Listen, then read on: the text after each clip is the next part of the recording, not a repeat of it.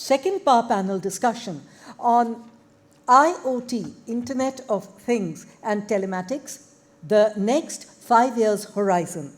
And this panel comprises Mr. Vijay Sethi, Advisory Board Member of several enterprises. Mr. Sethi, can you please come on stage? To tell you all about Mr. Vijay Sethi, with more than 30 years of experience in manufacturing industry and consulting environment. Mr. Sethi currently serves as Chairman, Advisory Board of various organizations, including leading mentoring platform MentorCart, quantum computing startup, Boson QPSI, digital technology organization, Craftsol, and as advisory board member of organizations including cyber threat intelligence leader Cyber and many others. He gives consultancy to corporates and startups in management, IT, digital strategy and transformation, information security, sustainability, and CSR. Earlier, he's worked with leading organizations including Hero MotoCorp, Ranbaxy, and Tata Consulting Services, rated among India's best IT leaders. Over the years, he's won several prestigious recognitions. He has held various industry positions, including Chairman of IT Committee of Society of Indian Automobile Manufacturers, Chairman of CSR Committee of SIAM, Chairman of CSR and Sustainability Forum of National CS Network, and has been a member of various national committees of CII and other industry bodies. Very impressive indeed. Our next panelist is Mr. Suraj Vasudev, Head Motor and Digital Business. Mr. Suraj Vasudev, please come on stage.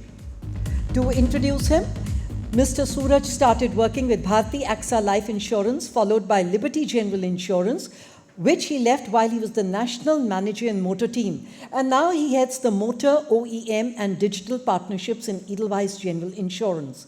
In Edelweiss, he's worked closely on developing telematics-based motor insurance product, Switch 1.0 and Switch 2.0 now. The third panelist is Mr. Kunal Behl, Vice President and Operating Head, Marketing and Sales, Honda Cars India. Mr. Behl, please come on stage.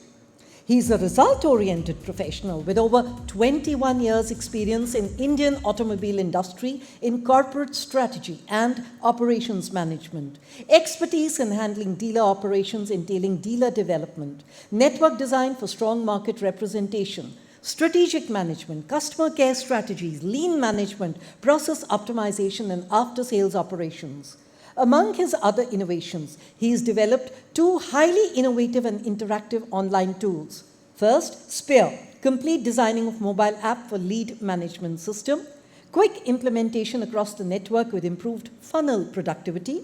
And the second one is Smart, online data analytic tool for sales and after sales. Our fourth panelist is DJ Sir, Mr. Dhananjayan, the Managing Director of Focus Group, India and Middle East. As I had introduced him before, a global entrepreneur, MD of Focus Engineering, a mechanical engineer by qualification, coach by choice, entrepreneur by passion.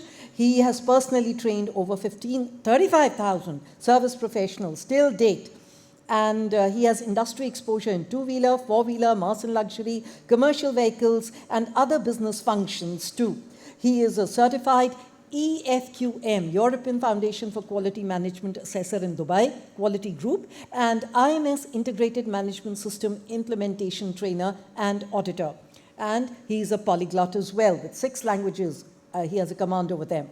And of course, our last but not the least, the fifth panelist is going to be Anuj Guglani, the CEO and founder, co-founder at the World Auto Forum, connecting the auto and mobility industry in 125 countries, who's worked with Honda Cars, General Motors. He launched WAF Ventures, the global investment agency and advisory arm of WAF, where they work for startups, investors, VC, and PE firms around the world. He's a law graduate. He's also an MBA degree holder, and he's also a graduate in engineering.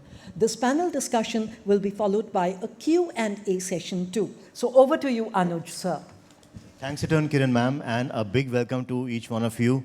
So this is the toughest session of the day, this post-lunch, so we can imagine, and it's medically proven the blood gets, the flow gets diverted to the stomach from the brain, so we know what happens the eyes start getting closed, and of course, the digestion needs to kick in. But I'm sure that we have a distinguished set of panelists here who will keep the ball rolling and will keep each one of you interested and engaged. We have already seen AI and what kind of things we are doing with AI, and now comes the turn of IoT and telematics. Now, even IoT and telematics in form of smart, in terms of connected, they are again most abused words in the industry, in the ecosystem. Connected vehicle, smart this, kisi ke bhi aage smart laga do.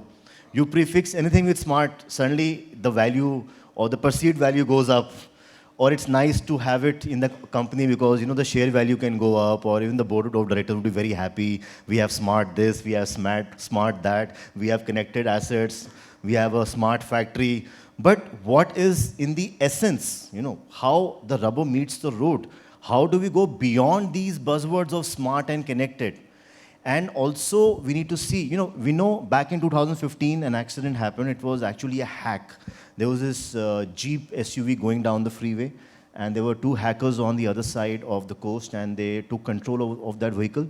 Via the digital entertainment system, they came in, and they took access on the entire vehicle's controls, the steering, the AC, the volume control, the functioning. They even switched off the engine, the brakes went off. And how did they get in? Because just a few days prior to that incident, a port had been left open in the entertainment system, inadvertently at the service station. That's how they got into the vehicle. So when we talk about smart, when we talk about connected, GPS, GPRS, Bluetooth, NFC, very nice buzzword, but how do we ensure? Because these ECUs that sit on our engines, they were invented several decades back. They were not invented to connect to a cloud like that. They were supposed to just function standalone. Suddenly, all that data is on the cloud. ECU is all of a sudden accessible to the entire world. So the huge safety, security issues around that. That apart, how we feel as a group, as an industry, what is the way forward for IoT, telematics? What is next-gen telematics? How can we really advance with the caveats in place? So if we can invite Sethi Saab, who has been a tech leader of the country and the world. So what are your thoughts on the next-gen IoT and telematics, sir? Thanks, Anuj. Good afternoon, everyone, and thanks for inviting me. Maybe I'll take 30 seconds so that everyone is aware and on the same page on what telematics and IoT is, so that telematics in very simple words would mean that you have something which is moving and it's really giving back data to someone. So telecommunications plus information technology, that's what telematics is all about. Now, telematics has been there for ages. It's not something which is new. All of us, maybe 20 years back, 15 years back, had heard this, that you could manage your fleet. You could see when the goods are coming into factory and you put in a 2G chip or a 3G chip, at that time 2G chip. But that to me is telematics 1.0, how I define that as a telematics 1.0. When you would put in either a chip or even prior to that, you could just put in an ECU. And what today we have is kind of IoT-enabled telematics, which is telematics 2.0, where instead of data being transferred via a chip, you have sensors. Sensors have much more capabilities than a chip. A normal SIM card would give only that data, maybe the location data, GPS data, whereas now you can transfer a lot of things, including the behavior of driver, the way the entire thing is being driven, the behavior of the car, what is happening to various parameters. That's 2.0. But more important, what is now happening is there are 3 or 4 technologies which are really changing the world, and all of us are aware of that. AI, ML, as I saw over here, artificial intelligence, machine learning, which is supposed to be one of the biggest things that will change this human mankind over the next few years. It's already starting to do that. Second, which again would ensure that AI, ML would be really used by people a lot, is 5G. And of course, cloud is now becoming much more stronger, much more safer, secure, and people are now getting into cloud first rather than earlier it used to be why cloud? Now the question is why not cloud? So we just look at these 3 without getting into too many details. So we have 5G at one end, cloud at another end, and AI, ML. And fourth, okay, let me just put one more, which is now even the sensors, the kind of sensors which are coming are smart sensors. You spoke about everything getting smart. maybe everything getting smart except human beings. That's what I just wanted to say over there. But no, sensors are getting also smart, and over there you have even not just the kind of data that they pick or the data that's really being consumed at the edge, but also the cameras, the vision, smart vision cameras. Now, if you really theoretically club all these things, and that's what to me is telematics 3.0, the future of telematics, where the data which is being conveyed, it's not just the normal data, but you have sensors which are picking data of the vehicle, of all these surroundings, including using visual things. You have artificial intelligence and machine learning based analytics being done, and that will ensure whether the quality of the drive which is being done from an experience to the driver is very good, the impact on the car, and the data that's being sent back either to the OEM or to the guy who is to service it, that really. And finally, the third one, if somebody else is managing, maybe it's your family who needs to know. If it's a fleet, there's a fleet operator who needs to know, or any other stakeholder. That all those guys can really get that information, not just a kind of, I won't call it static information, but some minor piece of information to getting the entire visual. So combination of AI, ML, all these smart sensors which are coming up, cameras, and 5G is very important in this entire thing, because when you have tons of data have to be transferred at a speed, because action has to be taken there and then. If the entire thing gets delayed by half a minute, maybe the word changes for each individual. So that's what to me is telematics 3.0 and the future of telematics.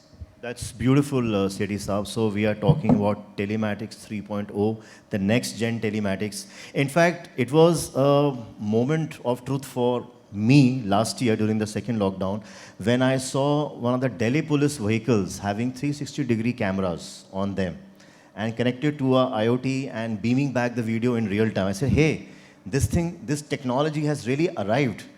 You know, this has come right at the ground level. Even the police is using, and the PCR vans, and this puts immense pressure on the police personnel to do their job and to do it well.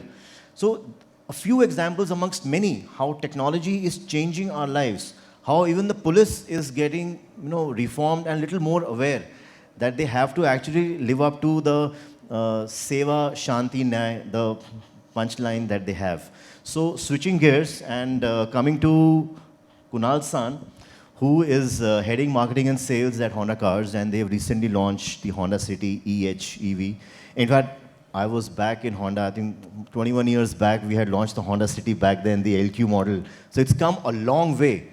It's an electric hybrid, it's a EHEV vehicle, and it has a lithium-ion battery, it has the IC engine, the powertrain, and there's so many telematics and IoT features in that vehicle. So Kunal-san, something on how Honda is using the next-gen telematics, and what are the plans for using these cutting-edge technology? Yeah, thank you, Anuj. Thanks for calling, inviting me here. So first of all, in terms of IoT, I would say IoT itself looks to be quite a difficult world to understand, but actually it's very simple. It has a tremendous potential to change and transform the way we live and the way we operate in our lives. Now, he just mentioned about the new City EHEV, which we just launched. And the time we launched, I think we are following ADAS, I think in the session number 1 we spoke about. So we are following autonomous level 2. And we were so happy. The response was so phenomenal. And let me be on records, we never believed that the Indian customers are going to like that product so much and there could be such a high demand. Now, that really gives me an understanding that everybody in India is concerned about the safety. And we as an organization, and not just us, many organizations have said, by the year 2050, we are moving towards carbon neutrality and zero traffic fatalities, which means that as a complete society, we are concerned about the safety of everyone. And ADAS or telematics or IoT to me is nothing. It is simply put, moving towards a more safer mobility is I think what I put across. And within the ADAS, today we have autonomous level 2, but of course we're progressing towards autonomous 3 and autonomous 4. But I think it will be rapid transformation once the knowledge, everybody understands the features and the options which you get in this level. So I would say, just to coming on that, he mentioned about what is the on-ground usage of this. I saw a very wonderful video 3-4 days back, and in that video I see that 2 cars, they bang each other, And there is, of course, after exchange of some nice words, the one gentleman picks up his phone and he starts calling up, voice app. Please dial 1 if you're a car operator, or dial 2 if you are an insurance guy. And he's busy fiddling with his phone.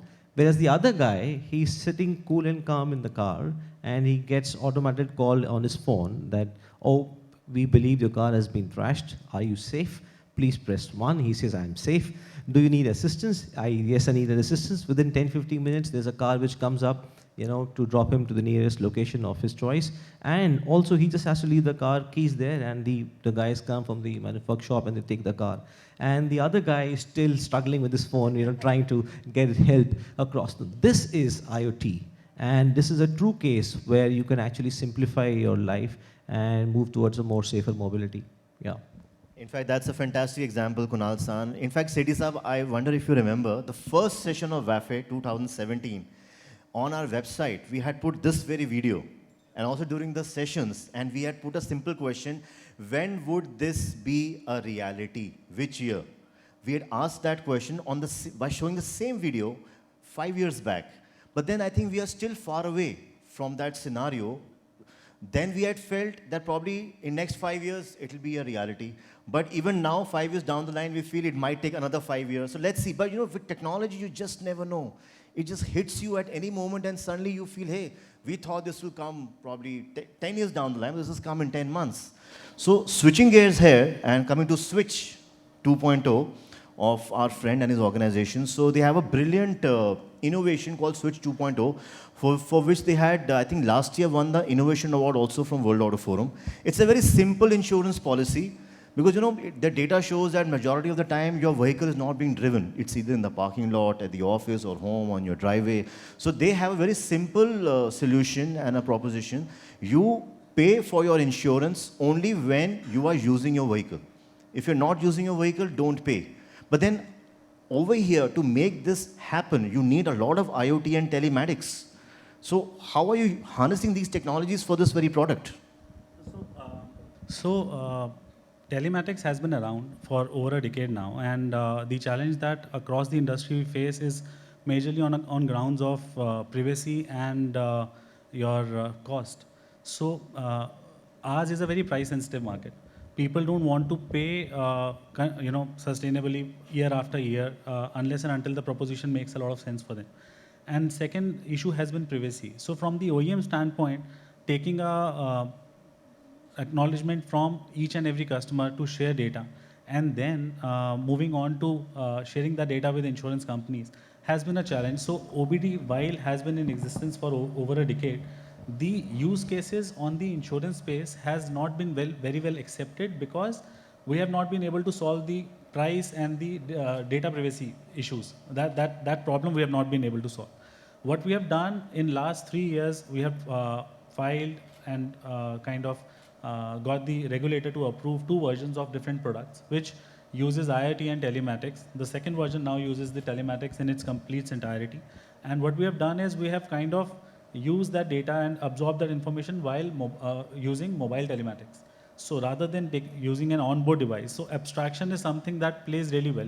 Google kind of tracks each of us, every one of us who shares location when we turn on an Uber or any such app. We end up sharing our location and coordinates, lat-long coordinates to the last detail. But because we are abstracted of that information, that we are sharing this information, we are kind of okay with it. The moment somebody comes and tells you that I'm going to track each and every second of your movement is when that becomes a concern. So when you solve the problem with mobile telematics, the price and privacy, both with the customer consent, becomes a solution. And that's what we've done in Switch 2.0. As far as the future of telematics goes, the IoT and telematics is an evolution, and I believe that it's a journey we all are traveling. And it's a journey which is new to our country. It may not be as new to the global ecosystem. And we are traveling that journey, and we're traveling towards an ecosystem wherein all that data will funnel into creating meaningful information for different people, be it an insurer who's actually insuring that consumer, or an OEM who wants to detect that these parts or these components within the vehicle are not working to their best of the efficiency, and they need to be replaced. So a trigger to the consumer, couple of a few years from now or months from now, I don't know how quickly we'll be able to evolve, but a trigger coming to you that your brake pads are at its 40% efficiency will be a great trigger to have, because your car is being driven by your son also, by your father also, and you would want safety as a prime thing when they're driving vehicles and all. Secondly, the V2X, the V2 everything that was being discussed in the first session also, is something which works on two technologies today. A smaller technology wherein cars will communicate to each other within a distance of a mile, and then a technology wherein cars using telecom will pass on data to the OEM or to the insurer eventually. This will also play a big role. So maybe everybody is not using apps which tells them that at what point the traffic is there or there is an accident. And there are so many use cases of it wherein if there is fog and and your car tells you ADAS is there, but if the vehicle has the intelligence to detect that there is a accident while there's fog in the area that you're driving, this information will save so many lives. I know those crash pileups which happen typically on the highways Right. in winters. Those can be avoided, and they are Right. very fatal and very serious accidents which happen Right. year on year, year after year. Right. So if you see the trend on fatalities, unfortunately, it's an increasing trend. And as much as an insurance company would want to pay less claims so that it makes financial sense, the bigger concern is to bear that promise of safety. Nobody would be more glad than an OEM succeeding in terms of ensuring the safety of its consumers. So two queries arise here, as you mentioned that people are more comfortable in the mobile telematics rather than on the device, Right. because of the safety, privacy issues, and so on. So how does your application at the backend or at the server distinguish whether I'm in my car with my mobile or I'm in a Uber with my mobile? So the way we solve it on the mobile telematics is that every time your motion is detected and it detects that it can't be you running, it today is intelligent enough to even detect if you're on a two-wheeler. So if you're on a two-wheeler, it doesn't give you a notification. But if you're on a four-wheeler and after stipulated time you're running at a certain speed, it understands your acceleration pattern and it gives you a notification which says I'm driving or I'm not driving. The moment you click I'm driving is when your premium gets deducted. The moment you say I'm not driving, it detects that maybe you're with a friend or an Uber, Ola kind of a thing. Even if you forget to answer that notification, within 24 hours you can actually go back and take a refund of that day's premium if you're not driving. And because we are absorbing the information of how many kilometers you're driving, and we have an odometer reading that that mathematics kind of plays, so your frauds are kind of at a curve. But at the same point of time, the complete control lies with the end user. The end user today can switch off the location and keep it as a very manual app also, wherein he would turn it on and turn it off to their own this thing. So this surely is an innovation which is not that easy to execute, because I don't think many other insurers have launched something like a Switch 2.0, have they? No. We have not come across such a product. Not Precisely. Not in the insurance, in Indian insurance space at all. Globally also, since OEMs globally are, have an evolved audience or the evolved intermediary system, there the acceptance of sharing of data is still in place, and the sharing of data happens in two ways. One, the complete algorithm sits with the OEM, and the data sharing of the consumers is not happening with the insurer and all. And the other way, wherein customer gives the acknowledgement and the data completely gets shared. But in India, there is no such product.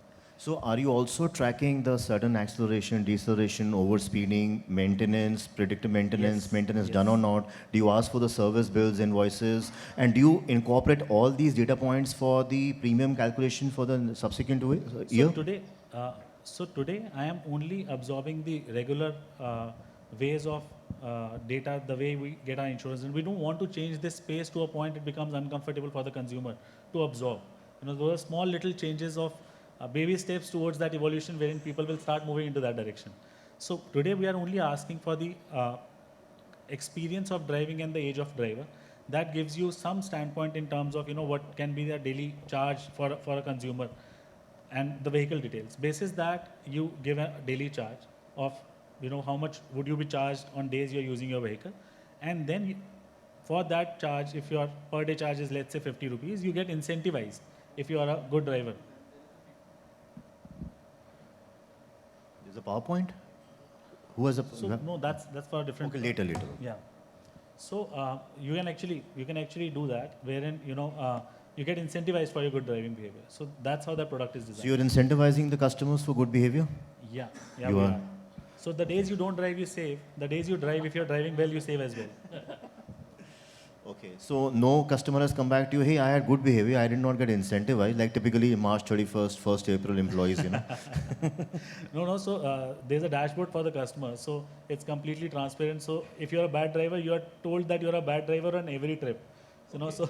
So do you have families coming to you that, hey, you reformed my family member or my mom or my dad or my uncle, पहले मैं ऐसा था, मैं ऐसा हो गया हूँ, typically before, after? I wish those stories, I'm sure those stories are getting made and we'll have those stories being heard in future. But as of now, we're still very young on this product. Because if you can incentivize good, safe driving, I think nothing can be a better feeling of satisfaction as a contribution, to the society at large. So it's absolutely invaluable. So switching gears and coming to DJ. So DJ and team have just launched Focus Track software right here. You must have seen pre-launch session. So DJ, now that you've heard all the gentlemen here, what are your ideas? Do you have some features of IoT telematics on Focus Track, or do you plan to put them? No, it's already there, right from driver tracking to staff tracking, asset management, and overall process per se in place.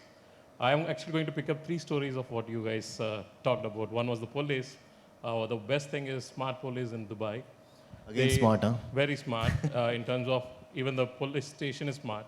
They're completely connected. There's no a person being there, but the rest of the entire process is done. The second, from the accident point of view, I can explain my own personal experience in April while an African guy comes back and bangs me up. And Your car, you mean? Yes, my car. Yeah. So within a minute, you get a call from the police asking that, are you safe? And then within 5 minutes, the roadside assistant vehicle is there. And the best thing is, as a mobile app, you don't need to go to the police station. Instead, you need to pick up pictures of the 2 cars. And the 2 cars, they will automatically map it by the AI, IoT telematics, all the logic's done. They will give you 2 slips. One is a pink slip and a white slip. If it's a pink slip, that means you're at fault, and the entire insurance will be paid by the guy who banged you. This is where? This is in Dubai. This was in Dubai. And if it's a white slip, that means you don't have to pay anything, you're not at fault. So the entire experience today, the IoT or a telematics or a AI is all about customer experience. So right from the entire journey, the overall lead time is reduced. And the more important thing is the safety, and also the user experience is made so easy because you don't have to go and spend time, because I would have missed a flight. So the police is taking all these decisions by harnessing technology there and then. So then no evidence, additional evidence needs to be collected to go to the court? All your pictures, like it is 8 pictures that you need to click on both the cars. That 8 pictures is mapped. There's a back-end mapping. There's a completely done. Who takes those pictures? The guys who... The cop who comes? The guys who had met with the accident. Okay, so they themselves voluntarily they take pictures? You can just download an Dubai Police app. Just say I met with an accident. The app opens. And in my case, the guy who came from Africa did not had a license. Okay. So then they told us to come to the close by police station, and then they just mapped it. So if you look at the entire journey has been made a very comfortable process. So that is where we clearly say that communication process and IoT, everything comes in place. So then so the cameras around the streets, their footage is not accessed, it's just voluntarily the pictures that you take. Yes. But then how do you assess the liability and the fault? So basically there is a damage map that is already looked at, and then the kind of whether the vehicle has been hit from back or the front, and the damage clearly tells you who has hit whether it is from a side. And also, what about vehicle speeds or alcohol test or many other things? The entire city is controlled. The one thing is India makes IoT devices, India makes artificial tools, entire technology is made here. The other example I can tell you is the third eye, especially I'm sure many of you are traveling abroad. How much time do you spend while you're doing an immigration check-in and check-out? Today, if you're on Emirates or if you're in Dubai, the maximum time that you can go out of the airport is 5 minutes. The reason is they have mapped the entire data of yours. There is completely how you're talking about your retina check and other things. There's a 360-degree camera. You just have to pass by the tunnel. So in India, it is almost taking 30 minutes to 60 minutes to 90 minutes. And the worst thing is, when you're coming into India, especially in Chennai or Bangalore, it takes almost 2 hours.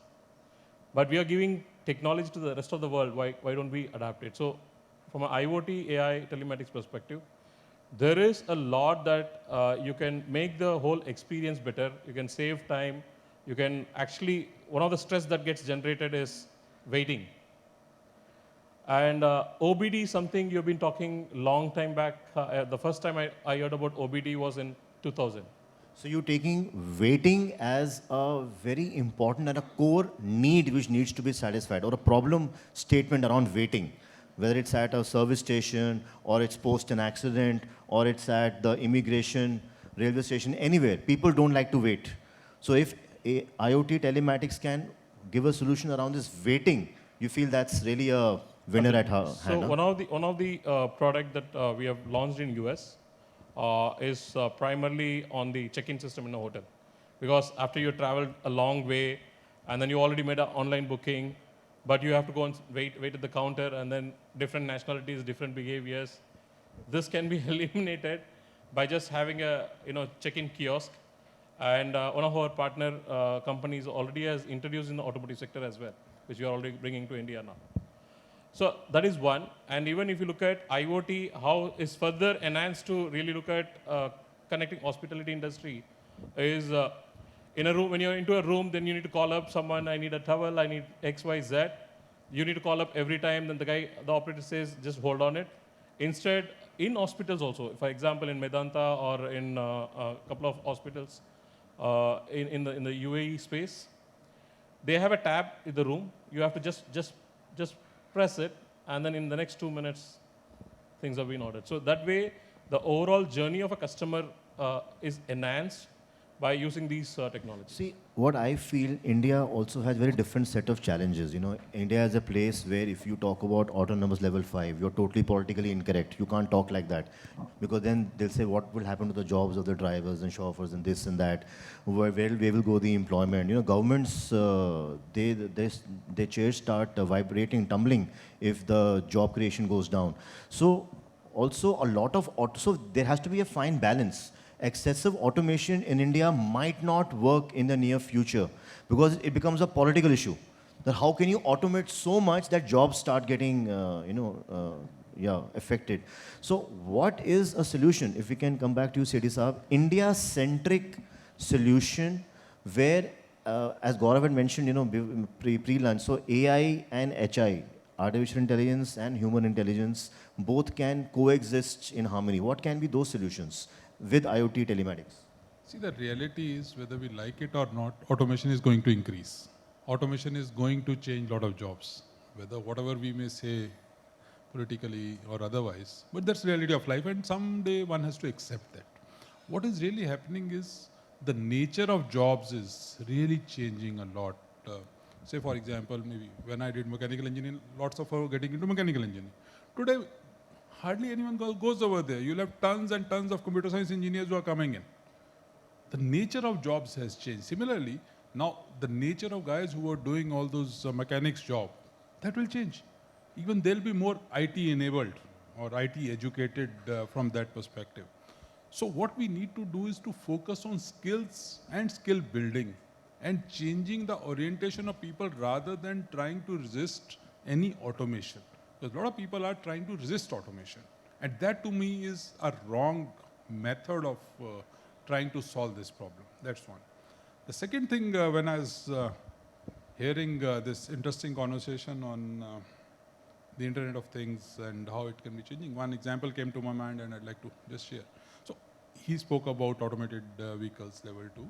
and of course you spoke about the AC stand. If you look at the E part of it, electric, automated vehicles or autonomous vehicles in India, yes, it's not just the drivers, but also you have all the other kinds of animals on the road. So that's a separate. That's again an India-centric phenomenon. So that's a separate, but at least the electric piece, assuming the electricity is taken care.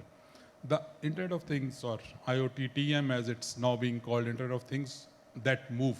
So that's a new term which is coming up. So your car can actually speak to the charging station. He spoke about that when you get into a hotel and the waiting time gets reduced. Similarly, very soon, and we have already seen the long queues that are there in the CNG stations. So we have already seen long queues at the CNG station. Same type of queues would soon come at the charging stations. So can your car really talk to the charging station out there using IoT? Or the battery can, not forget the car, the battery, and it looks at the health of the battery. It says as to what kind of charging is required, or you need to replace the battery. Or range. Or the range. And then it comes back and tells you that, okay, instead of you going into Vasant Vihar for the next charging, please go maybe to some other place, Maipalpur, because that could be nearer, though it could take a detour. What Google Maps does right now. What Google Maps does is just based on 2 or 3 parameters. Over here, you are actually monitoring the health of your car. That's the difference. That's where the key thing on Internet of Things is there. But from India perspective, coming back to your answer, I think reskilling of people is the only way out. There's no other way out. So reskilling, upskilling, new skilling, reset button. So these concepts are the need of the hour. But when it comes to the people who are, I don't want to use the term, but when we use the color B for blue, then suddenly it actually becomes a political issue because there are trade unions involved. There are a lot of other... I have a you have been a CHRO. I have a conceptual difference in that. All of us think that there are a lot of people who resist automation.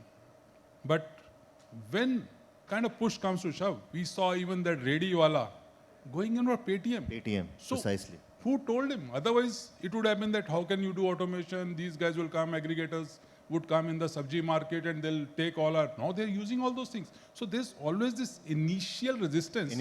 Which has to be taken. Number 2, just one more thing. When we talk about these trade unions, honestly, if you go to most of these guys, 90% of their kids would be actually doing computer science engineering. Nice. That's really interesting. So 90% of the kids of the trade union guys are doing computer science engineering, and that's kind of makes it pretty obvious. So do you also believe, Sethi Saab, that automation gets mainstream only when push comes to shove? It kind of accelerates a lot. What COVID has done, all the CIOs on earth could not do in 20 years, COVID did in 1 year. So actually it accelerates a lot. Precisely. Because then it is not about improving productivity, reducing cost, that's secondary. It is about survival. Moment it comes to survival, your entire automation push gets... Fantastic. In fact, one more very interesting point that Sethi Saab mentioned is how IoT and telematics are powering the electric vehicle revolution. Because electric vehicle, without these technologies and gadgets and equipment, are nothing different from an e-rickshaw. It is these technologies which make them smart, per se. Absolutely. So getting to the next charging station or to a battery swapping, in fact, we also have at WAF EVIN, EV Innovators Network, where a lot of people have said this so many times, that except for cars, that too probably might be a temporary phase, except for cars, there is no other form factor electric vehicle which needs actually charging stations. You can do away with charging stations you might not need, because we also have this Jaldi EV. Jaldi EV is a WAF Ventures investment. So at Jaldi EV, which is a e-commerce platform like Amazon for electric vehicles, there also the customers share with us. They say that they hardly go to a charging station, the two-wheeler customers. They mostly charge their vehicles at home or at office, or they prefer battery swapping. They say only in emergency, when there is no other option, the two-wheeler or three-wheeler customers go to a EV charging station. Otherwise, they don't need it. Likewise for the buses, likewise for three-wheelers, buses, battery swapping, because they are point-to-point routes, so they can be worked upon. So IoT, telematics for EV, as we also saw iTriangle in the presentation, they have specific products only for electric vehicles to match those voltages. So what are, so Kunal-san, coming to you, what are your thoughts on these technologies powering vehicles like EHEV or EV that are coming in the market now? So very frankly, I am not a very, personally, I don't recommend electric vehicles. The reason is that you said India is a very complex market. Still today, my hometown is in Chandigarh. I do not have the confidence of going from Delhi to Chandigarh non-stop in an EV. And I always have a fear in my mind, I'm sitting with the family, if the car stops, where do I charge the car? So till the time infrastructure develops in the country where you have enough number of charging stations, I think EV will take time. And that's the reason in Honda we launched, I'm not making a Honda pitch here, but still we launched the hybrid, which basically gives you the mileage of an electric. It gives a mileage of 27. But at the same time, it has self-charging motors, where you keep charging the battery by themselves and you don't have to worry about how much the charge is left. So coming to your question, I think it's going to take some time where you actually come to the pure EV as such in India.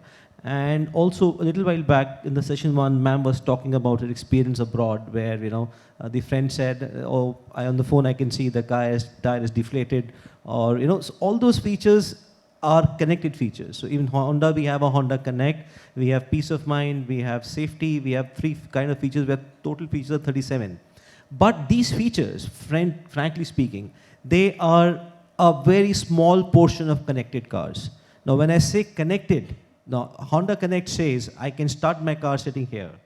That is connected feature, but that's not connectivity. Connectivity is basically, as somebody saying in the first panel, it has 4 types of connectivity: vehicle to transport system, vehicle to passengers. So in that sense, true connectivity in India is yet to come. Now, I was mentioning a situation, there's another situation, where last month, on the Shimla-Solan highway, the entire highway collapsed. And there was about 10 hours of traffic jam, and people were waiting in the car. Now imagine a situation if all cars were connected and the person could have got a message or a notification that, 100 kilometers away, there is a complete collapse of network and you can just go back. People would have saved time, they would have saved the fuel. Now that is called the connectivity, and where India is actually very far from that. Now he mentioned beautiful examples of Dubai. He never shared whether he got a pink slip or a white slip. I don't even know that. So that's why I was waiting for that to come in. But yeah, those beautiful examples are something which are implemented. And India, we can do that. But sitting today, it doesn't look like. So I would say that Indians, we are quite moved away by jargons like even the Honda Connect app. I can start the car, I can switch on the AC. That's fine. That's not connected cars. So I feel it will take some time till the time we progress to that situation. So Kunal sir, now that we're talking about Honda Connect, I remember, back in 2017, around 5 to 6 years back, you had launched Honda Connect, and it was showcased at WAFit, the first edition. So in the last 5 years journey, how has Honda Connect evolved? If you want to share something on that. Yeah, so thanks for saying that. So we had 23 features that time. Now we have gone to 37 features, and a lot of them. So we have a geo-fencing. You cannot go, you can, but you get a message if you have crossed 100, 200 kilometers, whatever boundary of it. It has speed alerts, it has tow-away alerts. If somebody bars in your car, then you get a message. So very frankly, yes, it has evolved to a different level. But if I say number of users who are using these features, very frankly, not many. So it looks very interesting to start the car. But how many people do start the car sitting here? No one does, right? And you have children, then you utilize a feature if somebody goes beyond that geo-fencing. That is a feature which is being used. Are you pushing vehicle service vouchers through Honda Connect? No, we just send reminders, yeah, of course, and we are not in a stage where we have the predictive analysis and what you were saying, the car needs a service at this particular time. No, we have fixed phase on which the reminder comes. But IoT-enabled component is not where you say the brake pad needs a replacement. That doesn't happen by itself. Because that's a very important point which Kunal-san has shared over here. We can go on and on talking about these buzzwords, but how are they adopted, accepted, used, how they go mainstream? Honda customers are not entry-level vehicle customers. They are well aware, they are traveled, they own multiple cars, they would have done their research. And these days, even if I might not have done the research. My son would have done the research. He would know more than me about cars, you know. So in that scenario, still, if the adoption needs to be driven or focused on, then what are the low-hanging fruits by which we can do? Can we, because you know, people love saving money. We Indians love to save money. It's all about the purse. So if we can push some service vouchers, you can save money if you book through Honda Connect, or if it can be that, you know, of course, the safety angle is always there, or then we can gamify it, that who are the top 10 or top 50 users of Honda Connect in a particular city or a town or an area, because kids love gamification, you know. So what can be done to, so Sethi Saab, if you want to take that, how can we ensure adoption and these things going mainstream? See, the biggest, to me, the biggest thing which can help your adoption is incentivization, nothing else. All this gamification and everything can take you only up to that. But if you start incentivizing people for using that, or de-incentivizing them for not using them, either one of them, only then people start adopting. So if you say that, okay, you are using this, and based on that, you can get into a usage-based insurance, that might help you save 10% of your insurance cost. That might help you to save 5% of your saving on the service charges. That might help you to give a voucher on the service. Only when they see the money, only then they start using it. Baki to sab theek hai. You get tons of such vouchers on all your apps. This will be one more app which will give you 2 more vouchers. And So it's all about money, honey. I have to save money. That's the only thing which works. Okay. So Suraj, have you been trying to incentivize your customers for 2.0, or how incentivizing's worked for you? So the incentivization that we have done is basis the driving score. So the moment, so there's a scale, and beyond a certain point, if the customer has sustainably been driving safe, the per day score for the customer monthly drops, and it drops up to 50% also. In one day? No, not one In day. a week's time or We fortnight? observe the driving pattern for the month, and every 30th, basically the cumulative score is basically, you know, calculated, and that on that basis, the saving goes up to 50% of that per day rate. So let's say your per day rate was 50 rupees. It can go down to 25 rupees per day, provided you're sustainably have been driving safely. You know, so and your app on a every trip basis is giving you a score, or each and every parameter is being shown. You know, how you're faring on acceleration, deceleration, distraction of driving. Today the app. How do you manage this? How do you measure distraction? So if your mobile is connected via Bluetooth and you're taking calls, it doesn't count as distraction. It doesn't count. But the moment you start looking at your screen, it catches your eyeballs, and then it counts as distraction. So then you're looking at your scary, screen. man. So yeah, so technology, like I said, abstraction works the moment you start, you know, peeling off the layers, you start getting scared about it. So, okay, so you can watch your customers? No, we can't.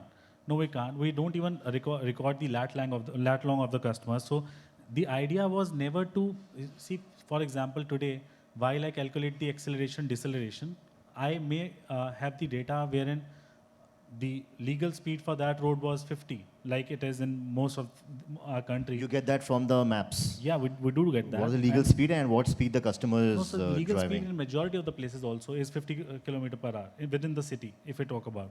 And the highways are at 80. But we all know that majority of us end up crossing those speed limits. As an insurer, my objective was never to find faults in somebody's driving. Okay. See, what you can measure is what you can improve. Our idea is to measure, show a dashboard, push the customer to improve driving, and in totality kind of, you know, move the agenda towards safety. You know, so that's what we're trying to do. We are not trying to create an ecosystem wherein you end up making more money because now you're tracking data, now you know everything, so now you'll save more. No, that's not the objective. Objective is to measure, showcase, improve. You know, that's what we're trying to do. And yes, we are incentivizing good driving behavior. See, Tesla years back had put in a retina scanner on the rear view mirror, and they used to scan the retina and scan for drowsiness. In case the driver is feeling drowsy, they would send notification to the car owner or family or next of kin or to the customer, or there could be a voice alert. So do you follow? So if I have my mobile and this is my camera, so if I am using the phone like this, so you can make out whether I'm on a hands-free or even if it's on hands-free, but I'm using my phone like this. If you're on a hands-free, why would you use your phone like this? at times boss ka call aa gaya, to little extra So then, yeah. attention. So then Sethi can actually tell you that, technology-wise, you can do this. Okay, so the other thing is still there are a lot of gray areas around it, because it's not just technology, it is adoption, it is people, it is privacy. There are a lot of open ends right now which we need to tie up, and I think DJ, this could be an opportunity for focus track, or because you've been in the industry for more than 2 decades. So how can these open ends be tied up? This entire piece of privacy, people, habits, technology, adoption, how can you make people adopt these technologies? As simple as that. So if you look at from a focus track perspective, we have kind of mapped the whole ecosystem. And then today, global data protection rights, though in India it's not much prevalent, for the rest of the other markets, it's one compulsory part of it. All this IoT and AI, as you said, you can, at the first point you said, like someone can hack the car and stuff like that.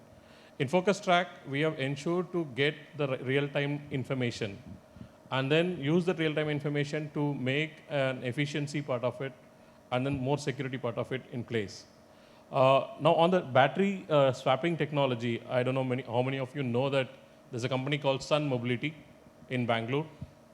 So by sitting in Bangalore, they have a lot of swapping chargers across the country, and then they know which one is the the station which needs an attention from a close by mechanic or someone to repair it. That kind of a connect is already been made. So to answer your question, what still needs to be done is, a lot of players are in silos. Say an insurance company, telematics company, a logistics company. A cross learning from the other, functions needs to also be deported, from a hospitality to an logistic company, logistic to an educational institute. Because unless this complete ecosystem is connected, that's where, if you look at our conference that is happening next month, the conference talks about multimodal mobility ecosystem. Now we are all talking about electrification. Everyone talks about electrification, saying that every car on the road in India can become EV. My answer is no. It can contribute to some percentage of electrification if the drive range is, say, from between 0 to 150 kilometers or 200 kilometers. So it would become like how Mr. Honorable Minister Nitin Gadkari says, the flex engines, the fuel cell. So all these alternate fuels also will become a part of the focus system in the coming near future. So where AI, IoT and telematics would be, it will enable the whole entire journey to become more comfortable. And as he said, the mobile telematics is one best example, because I experienced an IoT at a home in Busan in 2017. The entire city is 5G connected in 2017. We're talking about 5G now. In 2016, they were talking about a lot many EV infrastructure things in Detroit. So the speed needs to be increased to adapt more technologies in the country. And as a country, we have a lot of challenges, but the challenges can be overcome by the localization, bringing local solutions towards a global Fair enough. deployment. So I think, DJ, what you're hinting at is that people coming together, as you said, that we should stop working in silos. So if they can be one common platform. So Sethi Saab, just the way the government had launched the AIS 140 standards, a couple of years back, and then they made it mandatory ki by 2018 it needs to be in place, then the date was extended to 2019. A huge change has happened because of AIS 140, the vehicle location tracking and the emergency button. It's by the law. So as you had said, that a lot of times automation needs a push coming to the shove, and who can do it better than the government? So you think there should be a platform, an open-ended platform to get all these stakeholders together to really lead to a mass adoption? I'll say yes and no. First, let me say why no. Yes is, of course, logical what you said. But no is reality of the life is that each of these stakeholders have their own, I'll say, the objectives.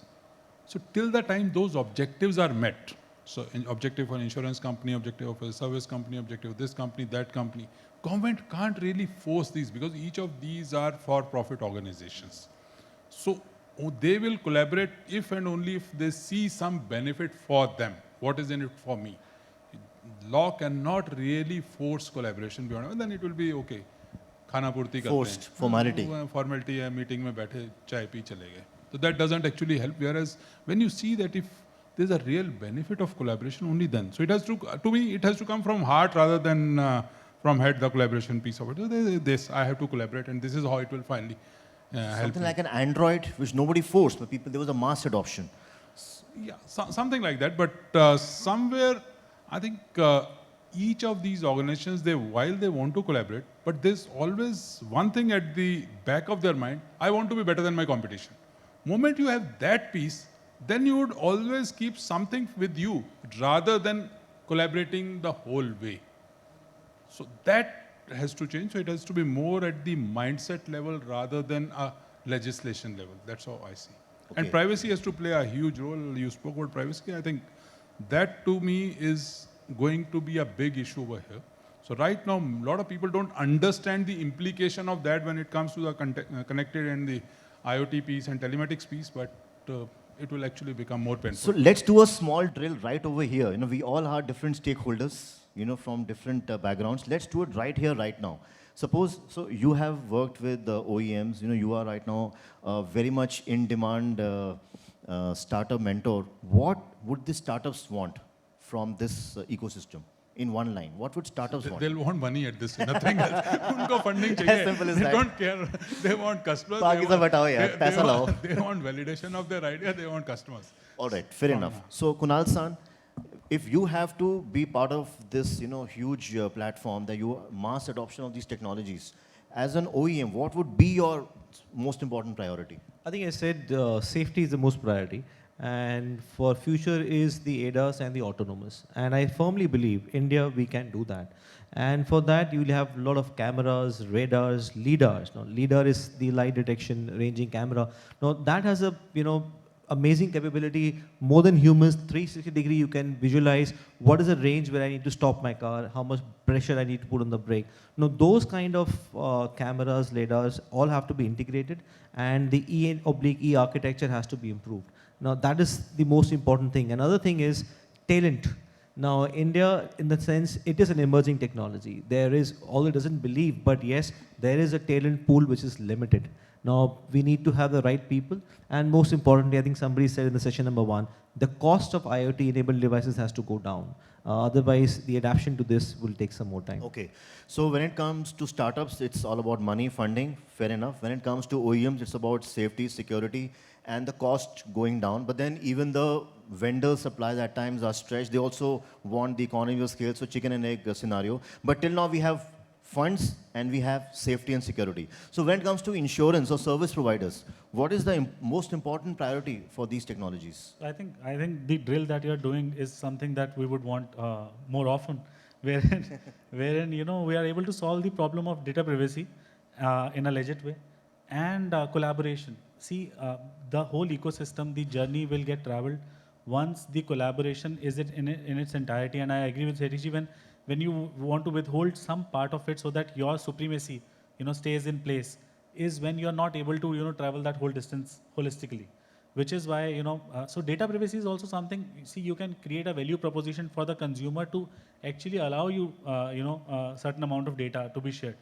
But for organizations to reach that point of creating that value proposition, a lot of collaboration and honest collaboration, so to say, is something that is needed. Fair enough. So you're talking about data privacy, you're talking about collaboration, and you're talking about customer value proposition as a service provider. So DJ, as a service provider, as an ACE trainer and an auditor, what you feel is most important priority to adopt these technologies? Why should you adopt? So I would, say a process called G2G. That is, many of us understand technology by Googling it. Once you Google it, you say then after 10, 15 minutes, you start repeating the same thing on your lunch table or anything, right? So from familiar. Google to Gemba, which is a Japanese thing, going to actual place, looking at realistic problems and bring out real solution. So Shangen 3G is called in Gemba, Gembu Gembuchu, like go to the place, look at actual problems. So the first transformation that has to come is G2G, Google to Gemba, the real-time understanding the problems and coming out with solution. The second actionable thing, generally, it was my part of my farewell speech in Maruti. That was actually G2G was Gudiyatham to Gurgaon, and D2D was Dubai to Detroit. Now, if you look at the second part is also the awareness. So if you look at most of the time, people learn bit of things rather than going into the depth. So the deep dive technologies is what is really needed in terms of collaborating with all this technology that is already placed so that you can save time. See, my fundamental thing always comes in either you save time or creating waste from wealth. So process mapping is a very So we clear take thing. this as the buzzword. So waste to wealth. Okay. So you're talking about G2G, you're talking about Genba, you're talking about Shangen Shuki, you're talking about Horenso. मैंने भी काम किया जवानी company के साथ भाई ऐसी बात नहीं है. Thank you. You're fast. So you're talking about these paradigms, and we have the service value proposition, and we have the data privacy. Sethi Saab says startup, it's all about money because idea needs to be validated more than anything else. And Kunal said mentioned safety, security, and the cost, the economy of scale. But at the end of the day, if we try to summarize the priorities of everyone in the ecosystem, it can easily be, let's be frank, it's about profits. It's about making money. Even charity needs profit. Even CSR needs profit. So you have to make money as an enterprise. So it should help me go towards my profitability goals. And then of course, I have to have happy customers. If my customers are not happy, they will not be retained. They'll go to competition. So I need happy customers, and I want them to be alive and well. So I need safety and security. So safety, security, well-being of the customer, happy customer, and making money. Can these be taken as a common points? So I think there's one more point, collaboration, of course I understood, but business leaders and IT leaders have to join hands. Only an automobile company cannot come with the solution which is connected as well as it's solving the mechanical thing. So I would believe that it's very important IT leadership and the business leadership, they collaborate, they come together. They offer, you mentioned about car as a platform or mobility as service. Now why do I need to spend 15 lakh rupees on a product when I can get it on a subscription model? Now that kind of thing also has to evolve is what I feel. Great, fair enough. So all the techies in the room, all right, all the tech guys, please make note of these common points that you just shared. If you can come out with a solution which is based on this common platform, so it's actually business as a platform. So it's like BAP. Okay, so if you focus on BAP, business as a platform, I think you can surely succeed. So that's just some food for thought, by the way. Okay, so I think we are almost out of time. So any questions? We can take 3 questions. If there are any questions to the gentleman on stage. No questions? Everything is sorted? Okay, we have our friend from Bosch. Hi. So my question is towards all the OEMs and insurance as well. So today now, usage-based insurance, that has come up now. So you touch upon pay as you go. But how about pay how you drive? Like what's your stand on pay how you drive? Are you collaborating with OEMs? OEMs are relieving the data on that? Or how the steps are taken place so that we also know, because OEMs as well as with respect to commercial vehicles, the vehicle we are driving, how are the steps taken, what's your stand, and how the market is moving on this? CV, so you want to ask specifically for CV? CV as well as passenger cars, both, whatever Okay. it's. I think that's a good one. So, like in the States, you pay for how you drive, right? And how many accidents you do, how good you're at driving. I think that kind of thing already IRDA, the Insurance Regulatory Development Authority of India, is working on, and they have deregulated the insurance. So it's not very far things like this would come up. Of course, my friend would be able to tell you better, but as Honda, I think we're quite open to such policies or insurance proposal which can come up, and I think it's a much welcome step. So, but yes, today I don't think so. It is there in cards, but in future I do expect things like this to come up. Great. Any other question? Okay, right at the back, our friend from Bajaj Auto. Friends, admire his commitment. He has especially come all the way from Pune. He took a morning flight. He's going to take the evening flight back to Akudi, Pune. Hats off. Yes, yes, sir. Hello, good afternoon, everyone. Kunal-san, congratulations on the launch of City Hybrid. I'm a proud owner of a 5th Gen City myself, and my only regret is I didn't wait for the hybrid. So I had a question about the ADAS system. Now, how long does it take, or how complicated is it to adapt an ADAS system which is made on a global scale for a market like India, which has so much more complications, where the driving conditions are different, where the road conditions are different, and all of those. So how difficult is it to adapt such a system to India? Yeah, I had a very similar doubt when we launched. And there was a media event which happened, and I also was feeling what the journalists were going to say when they take the test drive the next morning, because it has varied features like lane departure. Now, in India, you hardly see any lanes. You also have a road departure mitigation system. But to come up on that, I think it's very easy to adapt. Now, I myself, I drove it for quite some time, and there is something called collision mitigation braking system, where, suddenly if something comes up and you're not that alert, the car stops by itself. Now, if you are awake, let me be very frank, if you're awake, you cannot use that function, because you will keep fearing that, should I brake or should I not brake? Should I wait the car to brake? But if you're actually sleepy, the car actually brakes. So you need to trust the system. But what happens is your brain doesn't allow you to, not to put the pressure on the brake pedal. And that is where you meet with an accident where half-heartedly you press the brake and there's no distance to, a car to brake. But India, the driving conditions are very different from abroad. And with the launch of EHEV ADAS, I think we have tremendous response.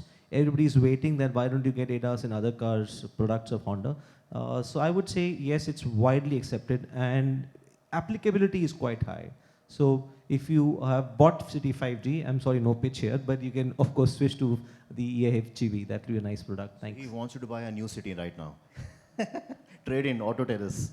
So basically, in such scenarios, you are braking half-heartedly. So basically, you need, the solution again is to make your rear view mirror smart by having a retina scan. Bike driver confused, puri brake laga de. So there can be solutions. So that is now the flip side of having a smart car. A fearful or a shocked or a panicked driver confuses the machine as well. So you have to be in sync with the machine. These half-knowledge things can lead to accidents. So when the vehicles are getting smarter, we cannot afford to get dumber. We have to be smarter than the vehicle, as simple as that. So any other question, last question, or we just wrap the panel? All right, so thank you so much. Kiran ma'am, all yours. Thank you so much, gentlemen, our esteemed panel. We would like to felicitate you. And for the felicitation, I would like to call Mr. Harsh Vashisht, MD, Sparsh Group. And Anuj sir, I would like you to invite the representatives from MG Motors and from Volkswagen.